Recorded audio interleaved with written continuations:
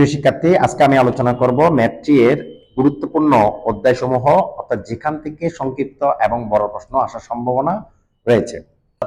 যে অংশটি করলে অন্তত আমরা পাস করতে পারবো সেই অংশটি হচ্ছে পরিমিতির অংশ। তো এই পরিমিতি অংশ থেকে তোমরা যে অধ্যায়টি দেখবা সেটি হচ্ছে ত্রিভুজের ক্ষেত্রফল। এই ত্রিভুজের ক্ষেত্রফল থেকে সংক্ষিপ্ত প্রশ্ন, বড় প্রশ্ন উভয় আসার সম্ভাবনা রয়েছে। এই অধ্যায়টি তোমরা ভালোভাবে দেখে নিবে। এর পরের অধ্যায়টি হচ্ছে চতুর্ভুজ এবং সামান্তরিকের ক্ষেত্রফল। এই অধ্যায় থেকে সংক্ষিপ্ত প্রশ্ন আসার সম্ভাবনা রয়েছে। এই অধ্যায়টি তোমরা ভালোভাবে দেখে নিতে পারো। এরপর হচ্ছে রম্বস এবং ট্রাপিজিয়ামের ক্ষেত্রফল। এই অধ্যায় থেকে আমরা বলতে পারি 100% বড় প্রশ্ন আসবে, আবার এই অধ্যায় থেকে 100% সংক্ষিপ্ত প্রশ্নও আসবে।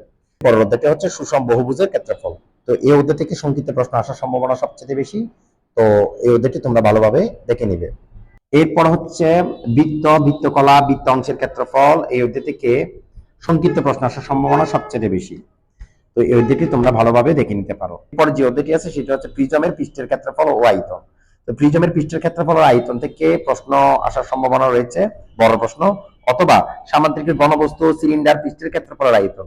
এই অধ্যায় থেকে একটি বড় প্রশ্ন আসার সম্ভাবনা রয়েছে। তো এই দুটি অধ্যায় থেকে বড় প্রশ্ন এবং সংক্ষিপ্ত প্রশ্ন উভয়ই আসতে পারে। তো এই দুটি অধ্যায় তোমরা ভালোভাবে দেখে নিতে পারো। শুধুমাত্র আমরা নবম অধ্যায় করবো। নবম অধ্যায় থেকে কোণ ও গোলকের পৃষ্ঠের ক্ষেত্রফল ও আয়তন নির্ণয় করো। এই অধ্যায় থেকে বড় প্রশ্ন অথবা সংক্ষিপ্ত প্রশ্ন আসার সম্ভাবনা সবচেয়ে বেশি।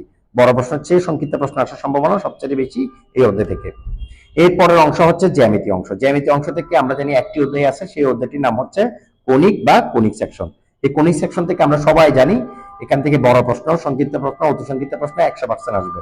ক্যালকুলাস, ক্যালকুলাসের অংশ থেকে প্রথম ক্রম, প্রথম মাত্রার অন্তরীক সমীকরণ। এই অধ্যায় থেকে সংক্ষিপ্ত প্রশ্ন আসার সম্ভাবনা সবচেয়ে বেশি।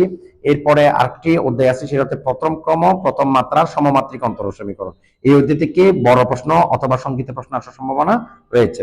অবশ্যই যে অধ্যায়টি আছে সেটি হচ্ছে 15 অধ্যায় ল্যাপ্লাসের রূপান্তর। এই অধ্যায় থেকে 100% বড় প্রশ্ন আসবে, 100% সংক্ষিপ্ত প্রশ্ন আসার সম্ভাবনা রয়েছে।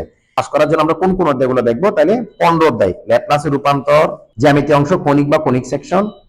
এরপর হচ্ছে কোণ, গোলক এর পৃষ্ঠের ক্ষেত্রফল ও আয়তন। এরপর হচ্ছে সামান্তরিক ঘনবস্তু সিলিন্ডার পৃষ্ঠের ক্ষেত্রফল আয়তন। এরপর হচ্ছে বৃত্ত, বৃত্তকলা, বৃত্তাংশের ক্ষেত্রফল। এরপর হচ্ছে সুষম বহুভুজের ক্ষেত্রফল, রম্বস ও ট্রাপিজিয়ামের ক্ষেত্রফল, চতুর্ভুজ এবং সামান্তরিকের ক্ষেত্রফল, ত্রিভুজের ক্ষেত্রফল। এই অধ্যায়গুলো আমরা যদি দেখে নিই ভালোভাবে, তাহলে আমরা পাস করতে পারবো 100%। তো সবার পরীক্ষা আশা করি খুব ভালো হবে। সবার জন্য দোয়া রইল, শুভকামনা। ধন্যবাদ।